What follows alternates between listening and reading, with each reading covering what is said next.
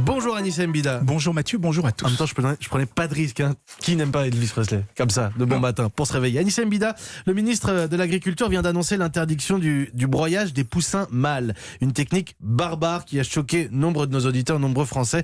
On va voir si des solutions existent, mais avant, rappelez-nous pourquoi on se débarrasse des poussins mâles aujourd'hui, Anissa. C'est tout simplement pour n'avoir que des poules pondeuses. Il se trouve que dans cette espèce, les mâles adultes restent beaucoup trop maigres pour être vendus pour leur viande. Du coup, on s'en débarrasse à la naissance. Et c'est un véritable massacre, puisqu'on parle de 7 milliards de poussins tués dans le monde, simplement parce qu'on ne sait pas quoi en faire. C'est choquant, mais est-ce qu'il existe des solutions ?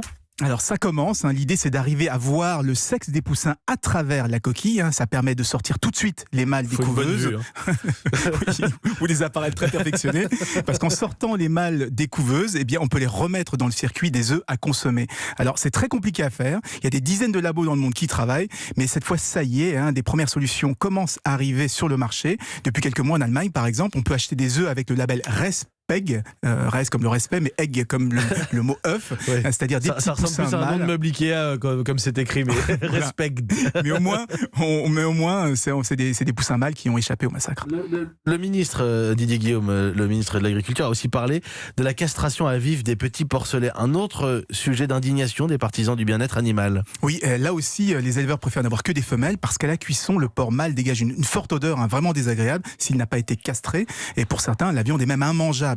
Donc on cherche des solutions, notamment en triant les spermatozoïdes pour être sûr de n'avoir que des porcs femelles, mais ça reste encore soit très cher, soit très expérimental, donc c'est plutôt l'anesthésie avant castration qui reste aujourd'hui la solution la plus viable.